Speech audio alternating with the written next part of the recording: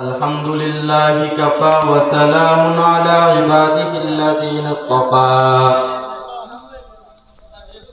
أما بعد فقد قال الله تعالى في كلامه المجيد والفرقانه الحميد أعوذ بالله من الشيطان الرجيم بسم الله الرحمن الرحيم ما كان محمد أبا أحد من رجالكم ولكن رسول الله وخاتم النبيين أو كما قال عليه الصلاة والسلام أنا خاتم النبيين لا نبي بعدي.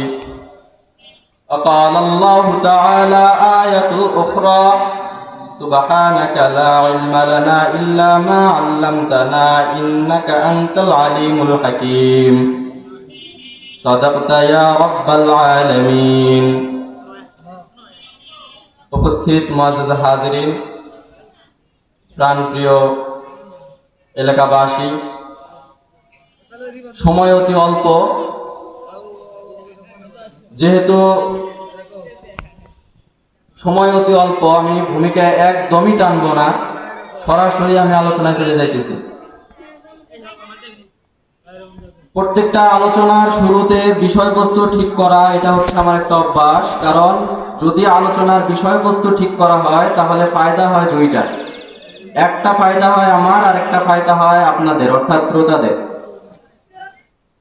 এক নাম্বার ফায়দা হচ্ছে আমি বলবো, আমার বলার এবং বুঝাইতে সুবিধা হবে, আর দ্বিতীয় নাম্বার ফায়দা হচ্ছে আপনাদের শুনতে এবং বুঝতে সুবিধা হবে।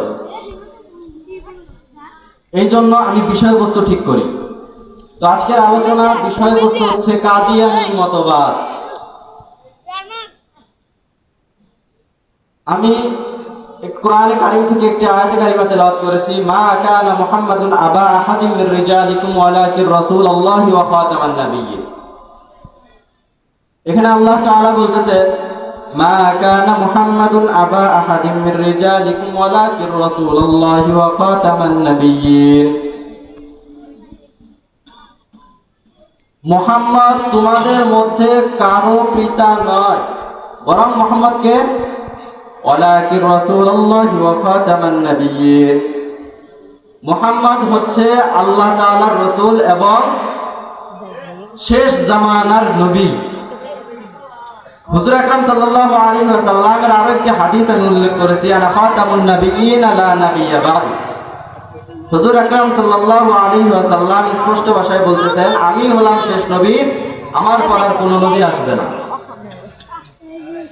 তো বর্তমান জামানায় বাংলাদেশে ব্যাপক হারে এই জিনিসটা আছে, কাদিয়ানী মতবাদ। যারা আহমদিয়া মুসলিম জামাত নামে বাংলাদেশে পরিচিত, যারা কাদিয়ানী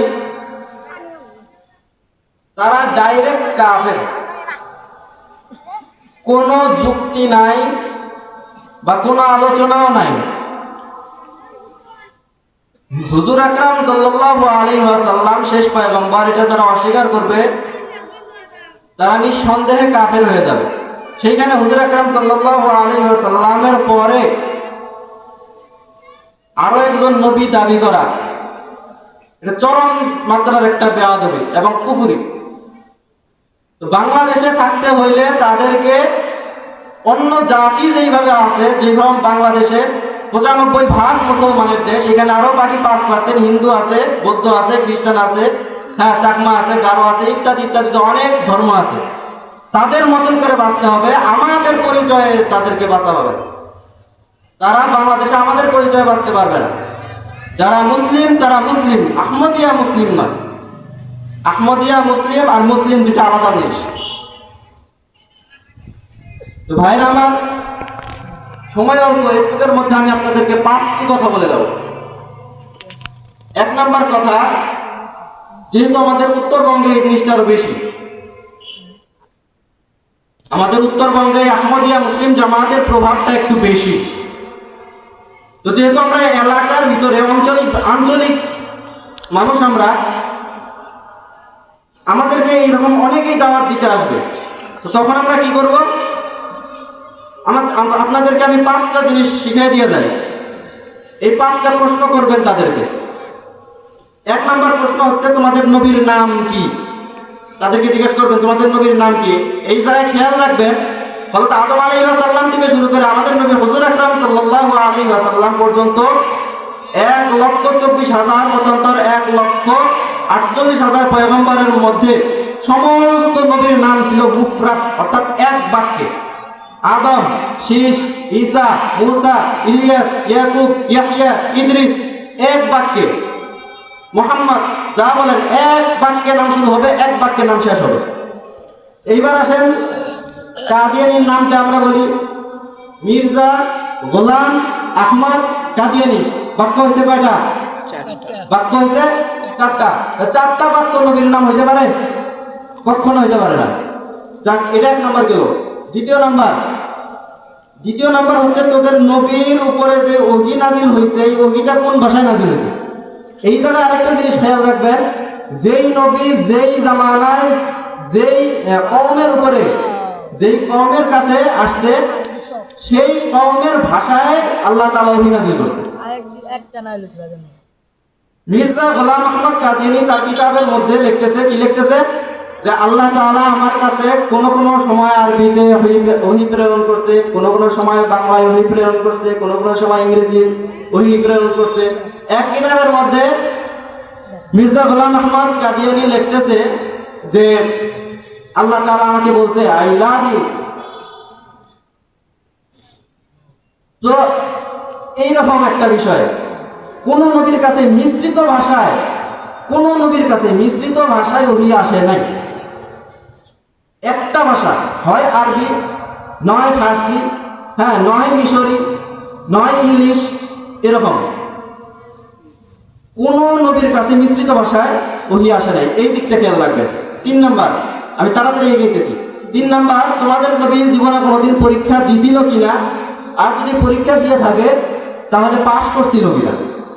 আমাদের এটা অজানা না যে হযরত আদম আলাইহিস সালাম থেকে শুরু করে আমাদের নবী হুজুর আকরাম সাল্লাল্লাহু আলাইহি ওয়াসাল্লাম পর্যন্ত যত নবী কেরাম আসছে, সমস্ত আম্বিয়া কেরাম সমস্ত পরীক্ষায় উত্তীর্ণ লাভ করছে।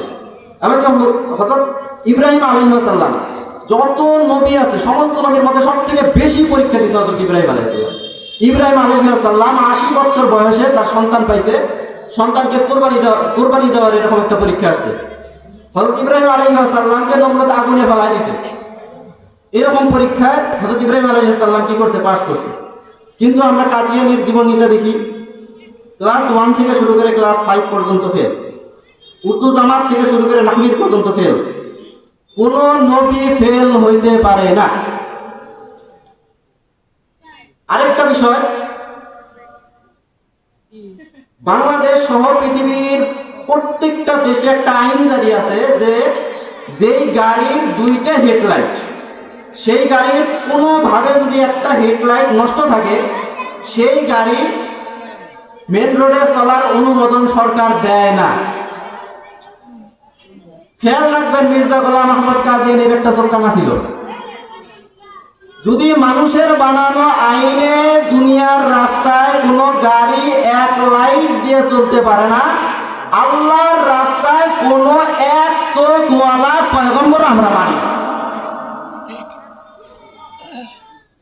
তো আমি বলতেছিলাম 3 নাম্বার, যে কোনো নবী পরীক্ষা ফেল করতে পারে না, কিন্তু মির্জা গোলাম আহমদ ফেল। এবার আসে 4 নাম্বার। তোমাদের নবী মারা গেছে কোথায় আর মাটি হয়েছে কোথায়? এই জায়গায় খেয়াল রাখবেন, প্রত্যেকটা নবী যেই জায়গায় মারা গেছে তার মাটি সেই জায়গায় হয়েছে। হযরত ইউসুফ আলাইহিস সালামের জন্ম কেনানে, মাটি হয়েছে মিশরে, কারণ তিনি মিশরে মারা গেছে। আমাদের নবীর কথা বলতেছি, হুজুর আকরাম সাল্লাল্লাহু আলাইহি ওয়াসাল্লামের জন্মস্থান কোথায়? মক্কা নগরীতে। তিনার রওজা মুবারক কোথায়? মদিনায়। কেন? কারণ মদিনায় তিনি মারা গেছেন। এমনকি আম্মা জান আয়েশা রাদিয়াল্লাহু তাআলা আনহার রুমের মধ্যে তিনি মারা গেছেন, ওই জায়গায় তার রওজা। তো এইবার আসি, কাদিয়ানী মারা গেছে কোথায়? কাদিয়ানী মারা গেছে টয়লেটে। কাদিয়ানি মারা গেছে কোথায়? টয়লেটে। এবার তার মাটি হয়েছে কোথায়? কবরে। তো যদি বলে যে আমরা এখানেই মাটি দিছি, কোন নবীর কবর তো টয়লেটে হইতে পারে না। আর যদি বলে যে আমরা এখান থেকে ওইটা নিয়ে কবরস্থানে মাটি দিছি, যেই নবী যে জায়গায় মারা গেছে তার মাটি সেই জায়গায় হবে, তোমরা ওটাই নিয়ে কবরস্থানে কিসের জন্য মাটি দিলা? এটা কোনো নবীর শান হইতে পারে না। শেষ, এটা বলেই আমি আলোচনা শেষ করে দেব। শেষ কথা আপনারা জিজ্ঞেস করবেন যে কালিমাটা বলো, তোমাদের কালিমা বলো।